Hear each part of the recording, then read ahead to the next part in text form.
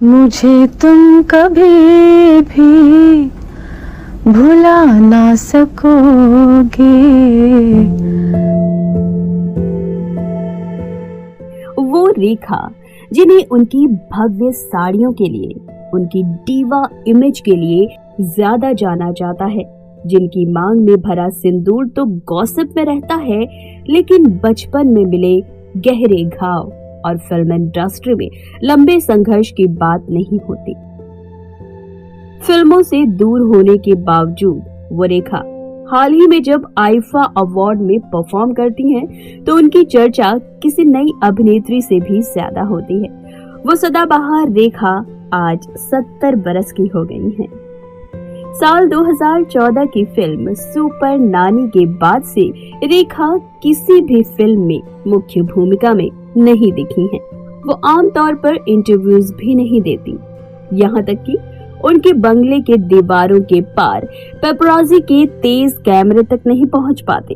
मगर लंबे समय के बाद पिछले साल जब रेखा प्रतिष्ठित वोग मैगजीन के कवर पर नजर आई, तो उस इंटरव्यू की सबसे खास बात थी कि रेखा का बार बार अपनी मां को याद करना।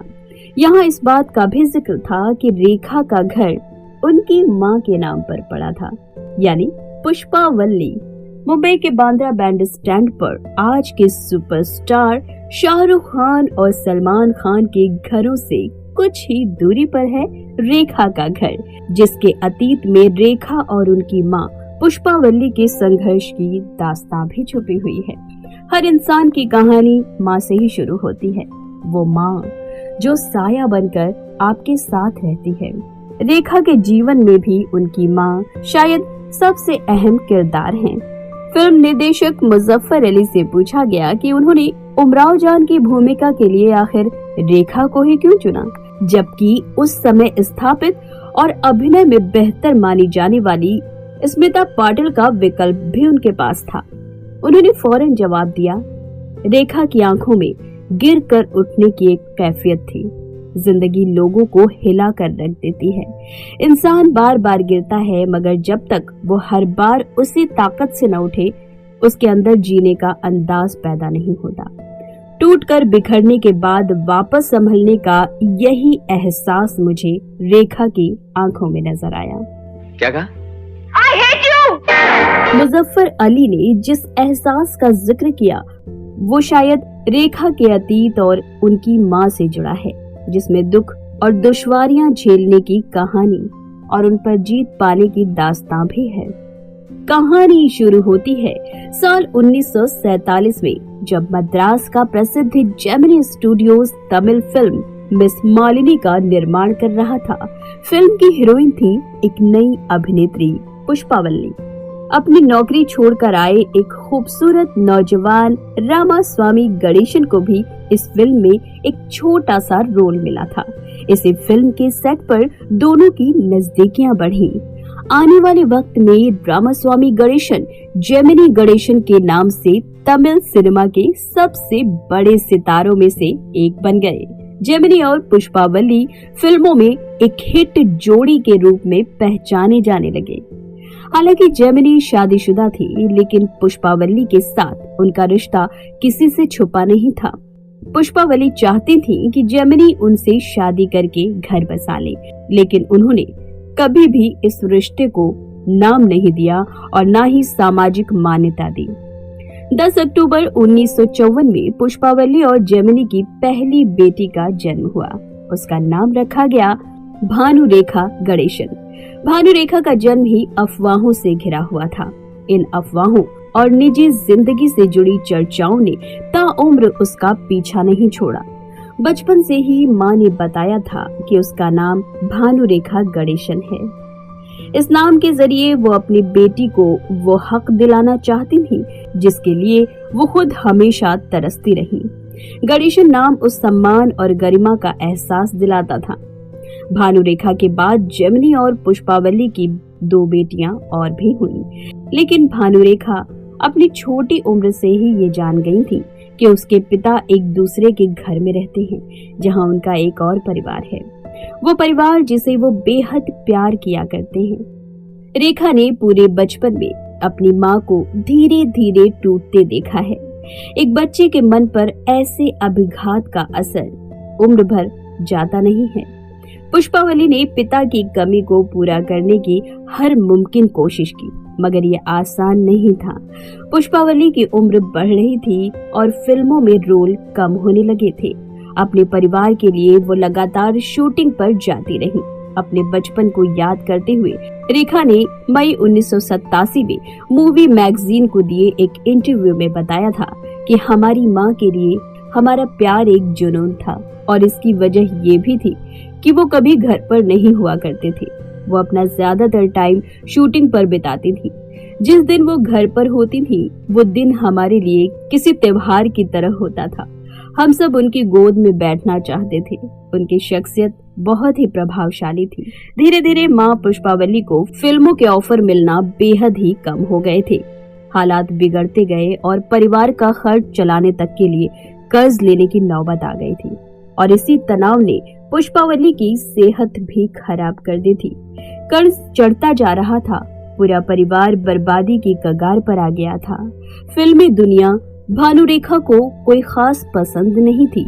अपनी माँ के संघर्ष में वो इस दुनिया का अंधेरा सच बचपन में ही देख चुकी थी, मगर वो परिवार की आखिरी उम्मीद थी।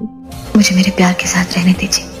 1990 में फिल्म फेयर को दिए एक इंटरव्यू में रेखा ने कहा था कि 9वीं क्लास में मेरी पढ़ाई छुड़वा दी गई थी और 14 साल की उम्र में मुझसे काम करने को कहा गया था। मुझे तब तक ये भी नहीं पता था कि मेरी माँ पर कितना कर्ज है और किस्मत से एक ऐसा मौका आया जब रेखा को बम्बई में एक निर्माता ने साइन करने में दिलचस्पी दिखाई। पुष्पावली अपनी 13-14 साल की बेटी को लेकर बम्बई पहुंच गई। रेखा अपना शहर छोड़कर बम्बई तो आ गई थी, मगर दिल ही दिल में बेहद घबराई हुई थी। ये शहर न उनके अकेलेपन को समझता था, न ही उसकी ज़बां को। उन्हें रह रहकर अपनी माँ पर गुस्सा आता था, जिन्होंने उनकी मर्जी के बिना उन्हें यहाँ ढकेल दिया था। बहुत खूबसूरत है, बहुत खूबसूरत है। साल 2004 में सिमी गिरवाल को दिए एक इंटरव्यू में रेखा ने बताया था कि बम्बई एक जंगल जैसा था, जहां मैं खाली हाथ बिना किसी हथियार के आ पहुंची थी। वो मेरी जिंदगी का बेहद ही डरावना दौर था। यहाँ मर्दों ने मेरी संवेदनशीलता का फायदा उठाने की कोशिश की। फिर एक दिन भानुरेखा ने तय कर लिया कि वो उस सम्मान को पाकर रहेंगी जो उनकी माँ को नहीं मिला। बम्बई में उनकी शुरुआत हुई अपने नाम से सरनेम गणेशन को हटाने से। भानुरेखा गणेशन अब रेखा बन गई थी। रेखा का बम्बई में पहला घर था जुहू में होटल अजंता का कमरा नंबर 115, जहां वो पहली फिल्म की शूटिंग के दौरान अपनी मां के साथ रही थी। इसके बाद लंबे समय तक मां बेटी किराए के मकान में रही। कम उम्र में संघर्ष करने निकल पड़ी रेखा को अपनी मां के साथ इंडस्ट्री में काफी मुश्किल झेलनी पड़ी। हिंदी फिल्मों में काम करने आई रेखा को शुरुआत में हिंदी तक ठीक से नहीं आती थी। उनके सांवले रंग रूप, ज्यादा वजन और 33 इंच की कमर का पूरी इंडस्ट्री में बुरी तरह से मजाक उड़ाया गया। उन्होंने कहा था कि मेरे काले रंग और दक्षिण भारतीय चेहरे की वजह से मुझे हिंदी फिल्मों की अगली डकलिंग कहा जाता था। मुझे बेहद तकलीफ हुआ करती थी जब लोग उस दौर की हीरोइनों से मेरी तुलना करते और कहते कि मैं उनके सामने कुछ भी नहीं हूँ। पहली ही फिल्म अनजाना सफर में एक किसिंग सीन के लिए मजबूर होने के विवाद से लेकर फिल्मों से निकाले जाने और कई नाकाम रिश्तों तक रेखा के जीवन में ड्रामाई घटनाओं की कोई कमी नहीं रही। पिछले साल वोग मैगजीन को दिए एक इंटरव्यू में रेखा ने कहा था कि माँ मेरी मेंटोर थी। उन्हें देखकर मुझे लगता था कि जैसे वो देवी हैं। उन्होंने मुझे प्यार और सौम्यता से जीवन जीना सिखाया। वो मुझसे हमेशा कहा करती थी कि तुम कभी भी अपनी आंखों की चमक को खोने मत देना, और वो चमक रेखा ने कभी खोने नहीं दी। और फिर कुछ सालों में वक्त बदला। खास तौर पर 1976 की फिल्म दो अनजाने में उनके अभिनय की तरफ सभी का ध्यान गया। हिंदी न जानने वाली, ज्यादा वजन के लिए भद्दा मजाक झेलने वाली रेखा ने 70 के दशक के अंत तक अपनी धारा प्रवाह हिंदी, उर्दू और बेहतरीन फिटनेस के लिए जानी जाने लगी थी। अपने करियर में हार न मानने का जुझारूपन उन्हें अपनी माँ से मिला था। साल 1980 तक आते आते घर, खून पसीना, मुकद्दर का सिकंदर और खूबसूरत जैसी कामयाब फिल्मों से वो टॉप अभिनेत्रियों की जमात में आ गईं। उसके बाद इजाजत, कलयुग और उत्सव जैसी समानांतर सिनेमा की फिल्मों में यादगार अभिनय भी किया। 80 के दशक के अंत में जब श्रीदेवी की तूती बोलने लगी थी तो रेखा ने 1988 की ब्लॉकबस्टर खून भरी मांग में एक्शन रोल निभाकर सबको हैरान कर दिया था। रेखा का जिक्र आज भी सुपरस्टार अमिताभ बच्चन के साथ उनकी ऑन स्क्रीन केमिस्ट्री और निजी जिंदगी में नजदीकियों को लेकर ज्यादा किया जाता है और इसकी वजह काफी हद तक रेखा खुद भी हैं। उन्होंने अपने व्यक्तित्व और करियर में हुए मेकओवर का श्रेय हमेशा अमिताभ बच्चन को दिया है। कभी इशारों में तो कभी घुमा फिरा कर उन्होंने ये जता ही दिया कि उनकी काया पलट की प्रेरणा वही है। वो हमेशा शर्माते संकुचाते हुए अपनी जिंदगी में अमिताभ की अहमियत की बातें कर ही लेती हैं। वो ये बताना नहीं भूलती कि अमिताभ की आमद ने उनकी जिंदगी में नाटकीय परिवर्तन कर उन्हें कहां से कहां तक पहुंचा दिया। जीवन में अमिताभ की अहमियत उन्होंने अपनी मां के बराबर बताई थी। आज भी रेखा के पूरे करियर से ज्यादा जिक्र अमिताभ के साथ उनकी नजदीकियों का ही होता है। इस एक आयामी चर्चा के शोर में उनकी अपनी मेहनत और बेमिसाल कामयाबी कहीं पीछे छूट जाती है, खास तौर पर अपने परिवार के प्रति उनका समर्पण। रेखा और उनकी मां को हमेशा से ही एक बड़े और सुंदर घर का अरमान था। लंबी जद्दोजहद के बाद 80 के दशक की शुरुआत में रेखा ने अपनी मां का ये सपना भी पूरा कर दिया था। मुंबई के बांद्रा में वो खूबसूरत घर जिसका नाम उन्होंने अपनी मां के नाम पर यानी पुष्पावल्ली रखा था। वो कहती हैं कि मुझे मंदिर जाकर प्रार्थना करने की जरूरत महसूस नहीं होती, मेरा घर ही मंदिर जैसा है।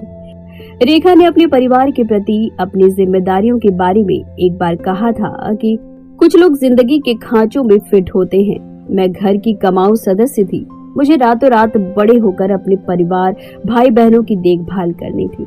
मेरे भाई की असमय मृत्यु हो गई।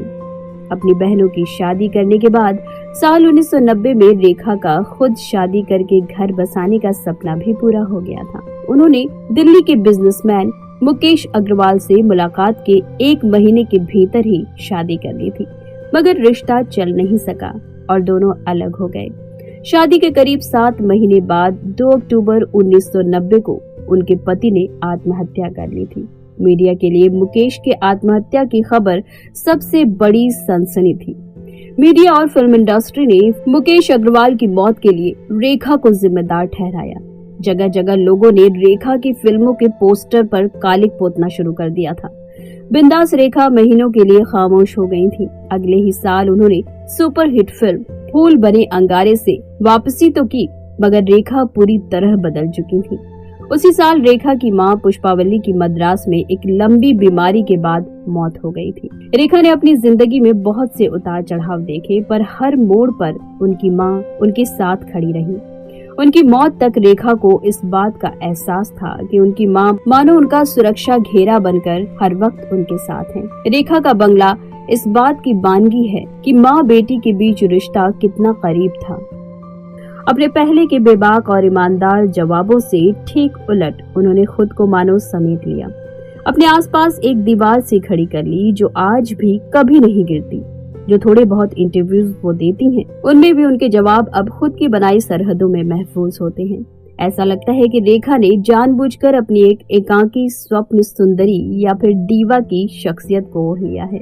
उनके साक्षात्कार अब निराकार और दार्शनिक से बन गए हैं। लेकिन पुष्पावल्ली के साये में जीवन बिता रही रेखा बिना फिल्मों में सक्रिय रहते हुए भी फिल्म इंडस्ट्री की सबसे प्रभावशाली शख्सियतों में से एक हैं। तुम मुझसे बच्चे की बात करोगे ना?